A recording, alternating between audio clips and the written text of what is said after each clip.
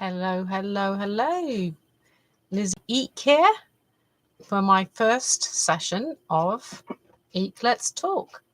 So, my name is Elizabeth and I live on the coast in the United Kingdom.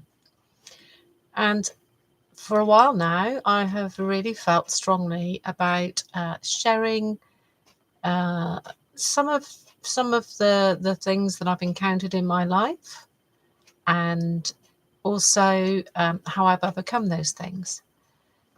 So I just want to state right here from the very get-go that I believe in kingdom principles, the kingdom being the kingdom of God.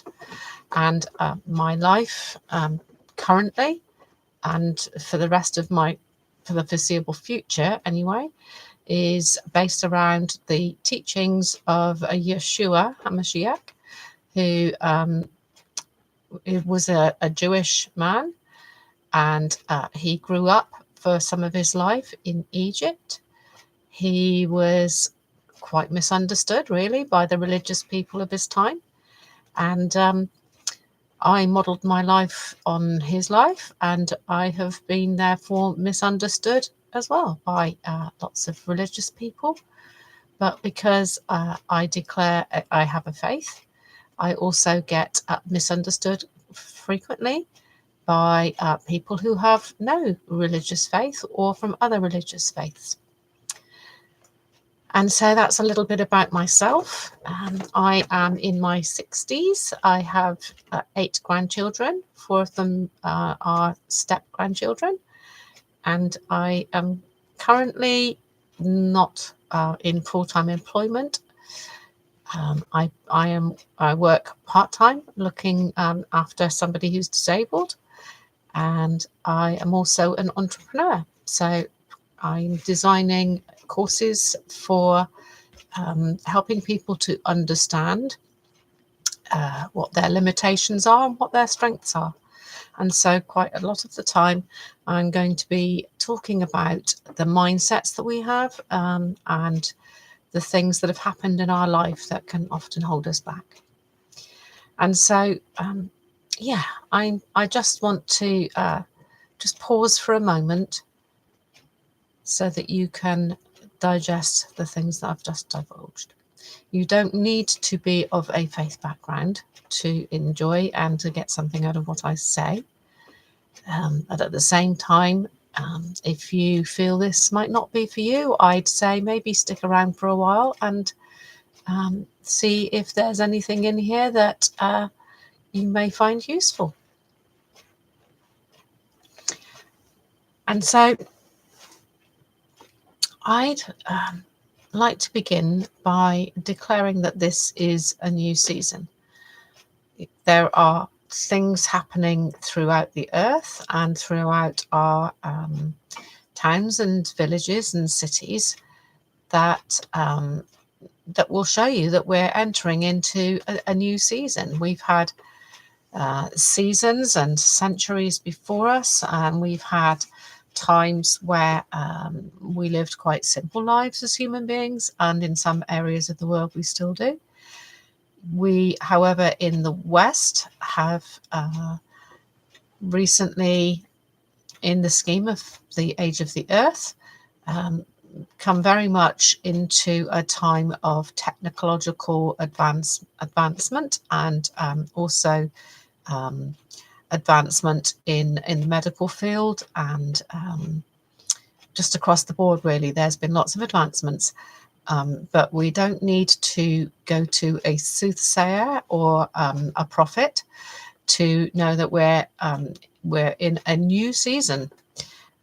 Some people would probably look at the disease that came and afflicted much of the world a couple of years ago.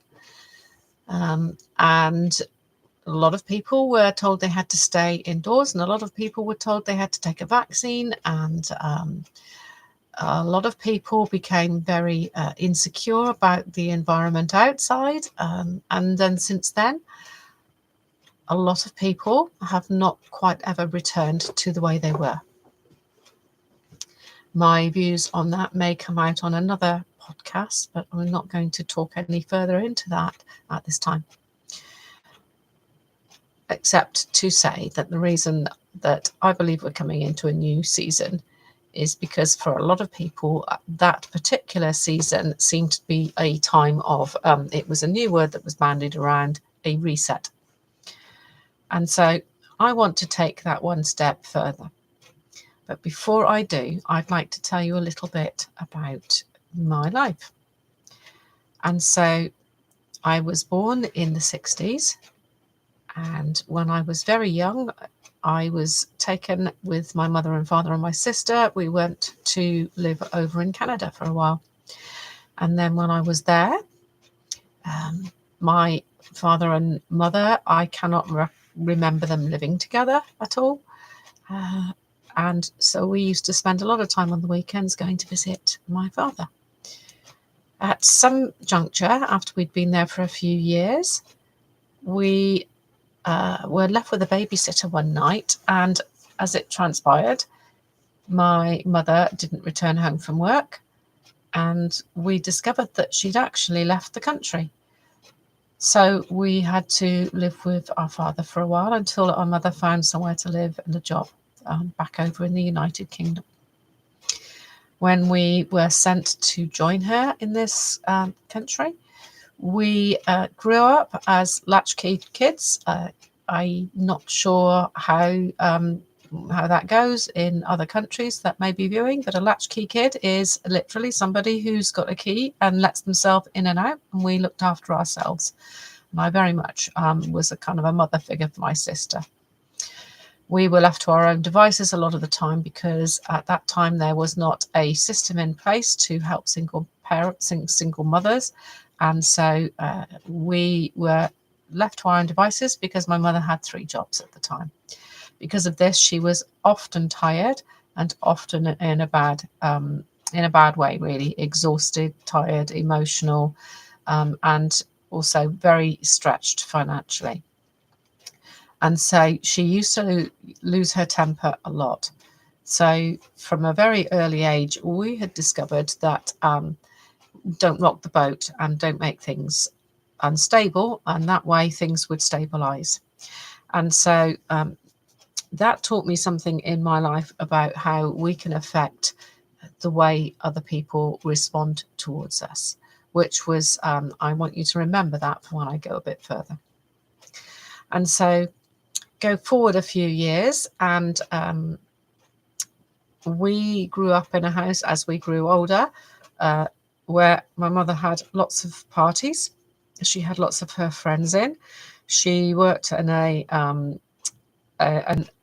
they used to call it then a gay nightclub, and also in a gay bar, and 2 different jobs. So she had a lot of people in her home that nowadays they would say that is the LGBTQ and elements of society. And so we grew up in a very liberal home. There was also lots of parties. There's lots of alcohol flowing. And I discovered later that there was also a fair amount of drugs flowing around. And so that was the environment that my sister and I grew up around.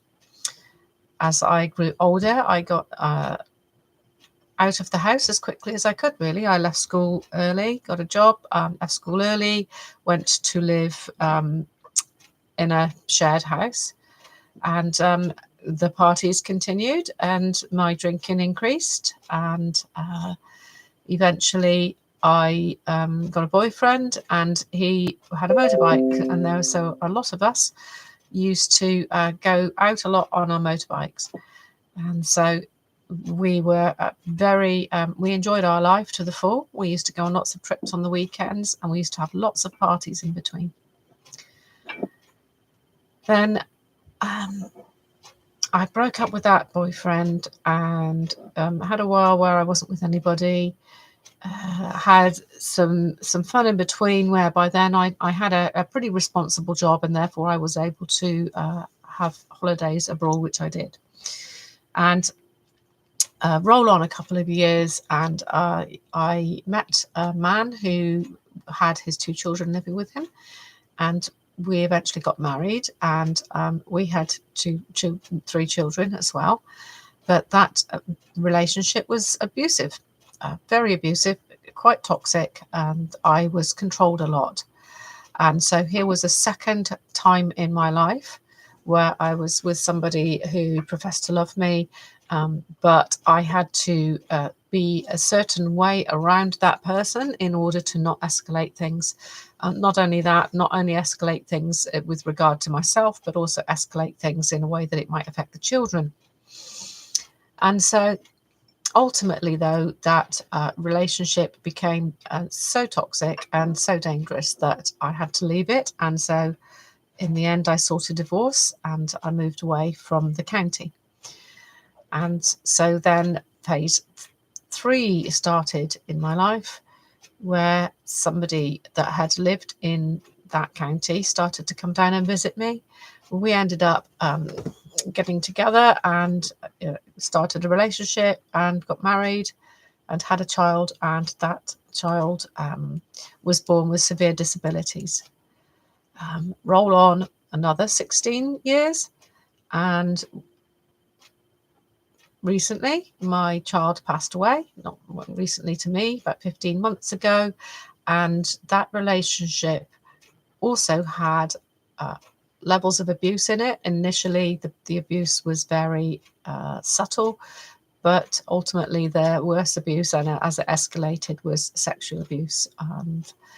And so once again, for quite a number of years, I had to adapt my behavior in order to mitigate or to soften the blow of responses, negative responses. And so I kind of, by then, because of most of my life, I just discovered that if I didn't say much about anything and just went along with everything, that my life would be fairly easy. And so what I ended up doing was becoming numb to everything that happened to me from the outside, but I would lock it all away inside the real me. And so what people saw on the outside was very different to the real me. And so from those 3 life experiences, from my mother and from 2 husbands over all of my life, really, I had discovered that I had a belief that I was no good, that I wasn't valuable, that I was there for other people, and that I didn't know what was the value and the purpose of life. But on the other hand, I also had 3 by now grown-up children, and a 4th, my disabled son, who eventually passed away. And so I had to push through and be around for their lives, and then for my grandchildren's lives. And so ultimately, through all of this, I met with somebody who told me about God, and my response through that was, well, I don't believe in God, and that was that, really. But over the years, the only way I can say it is that he pursued me, and ultimately I decided to accept the historical evidence that Jesus Christ, who I know as Yeshua, a lot of people know him as Jesus Christ, but he is Yeshua. That is his given name.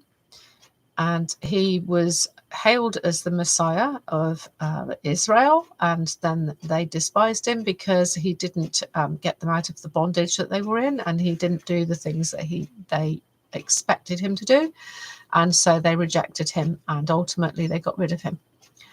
And so, yeah, based on that, I decided that after reading biblical books and other historical books, and plus coupled with my interest in archaeology, ancient archaeology and ancient history, I could not deny that this person existed, and that the things that had happened with this person had really happened.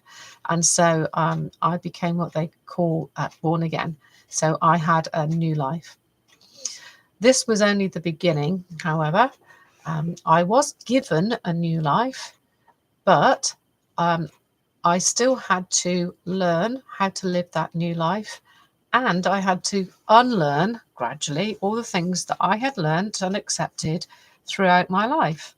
And by this, I mean that, so for instance, one of the things I had learned and that I believed about myself was that I didn't have any value, because words had been spoken over me that I wasn't smart enough, I wasn't clever enough, I wasn't good looking enough, I was scruffy, I was too blokey, I was too weak.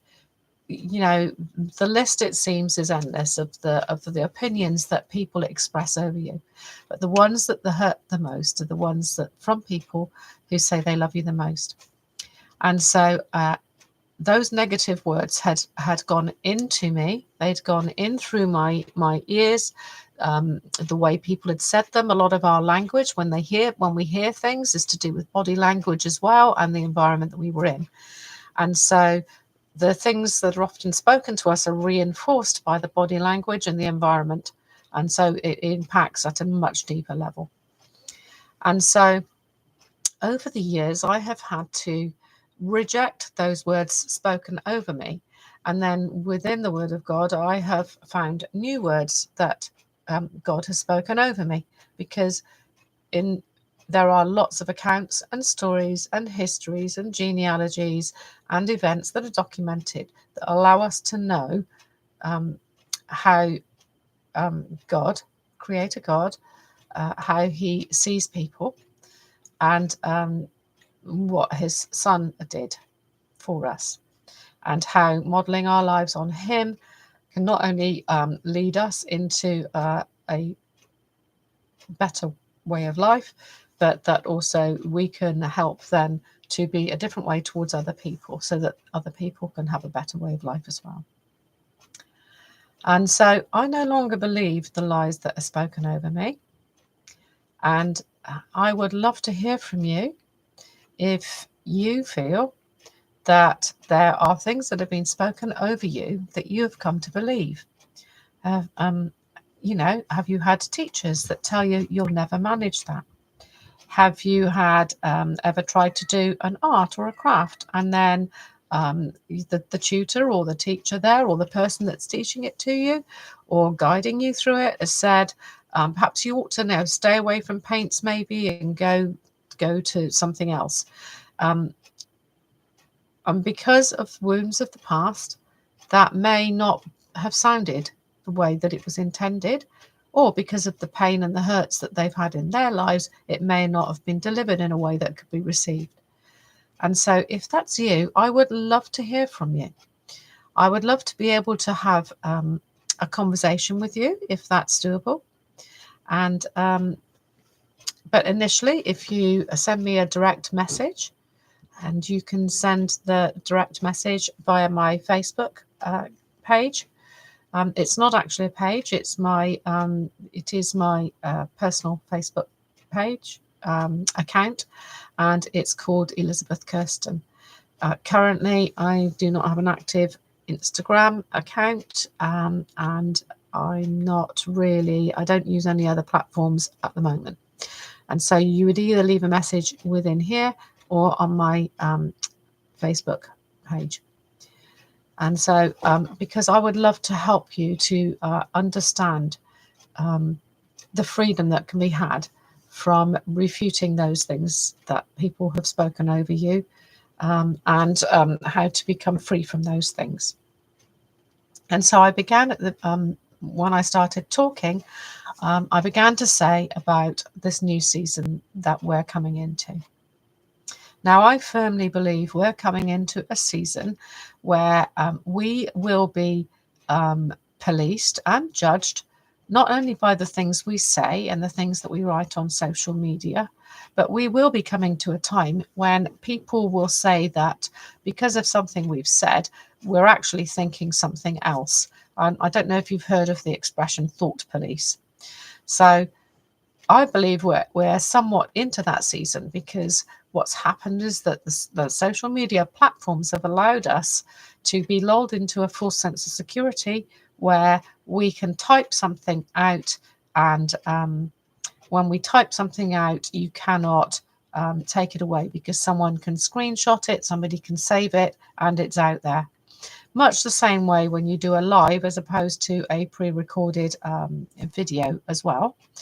And so one of the reasons I want to do my lives live is because I want you to know that I'm sincere in the way that I talk, and I'm accountable for the things I say. And if there are things that you wish to convey to me about what I've spoken, be it negative or positive, I would really and truly like to hear from you. Because if those things are confronted in me, if they're not good things, then I then have it revealed to me that there is still something inside that is causing me to convey something in a way that can cause distress or hurt to somebody else. And that could be because of something that is deep within me that I didn't know was there. And so this new season we're in is a season where communication is going to be absolutely key, because the season that we are in is a season where artificial intelligence, AI, will take what we've spoken and then change it to clean it up. Now, in itself and of itself, that may not seem to be a bad thing. But actually, what do we do with the genuine stuff that is in our mind and in our hearts? Because if it gets cleaned up and put into such a way that it can't cause any harm to anybody, then what does it do inside of us if it's bottled up? And so I believe that the new season we're in is going to be a season where people will feel more free to speak, because things can be changed through AI. But by the same token, people will be judged more by what they speak. Years ago, we used to be judged by how we looked. And now we are in a climate where we have to be very careful about what we say about people that are different than us. And that currently is based around what people believe and what people look like. But I believe we're coming into a season where we will be judged by what we have said. And therefore, it's really important for us to know who we are. And so my heart for you, if there's anything that I've said in here that has triggered with you or that has resonated with you, I would really like to hear from you. And so I'm going to leave it there for now, because I'm going to try and keep these shorts to under 25 minutes. And so I'm coming to the end of that time now. If there is anything you would like me to talk about, then please pop your suggestions in the comments below, or again over onto my Facebook page, Elizabeth Kirsten on Facebook. And so I am going to say goodbye for now, and I hope you will join me again at some time. I'm going to try and do these perhaps once a week, and may do other sort of thumbnails or smaller ones over on my Facebook page. But I will be coming to do these ones on YouTube once a week. And so I would like to leave something with you now. So I just want to speak over your life, that the words that have been spoken into your life that have caused pain and confusion, I call out those words right now, and I call them out of you. And I speak now into your identity, your true identity, as a person who is loved and valuable. You are so loved and you are so valuable. And whatever people have spoken over you in the past cannot take that away from you. So I want you to hold on to that. Thank you for listening in, and I look forward to speaking to you again. Bye for now.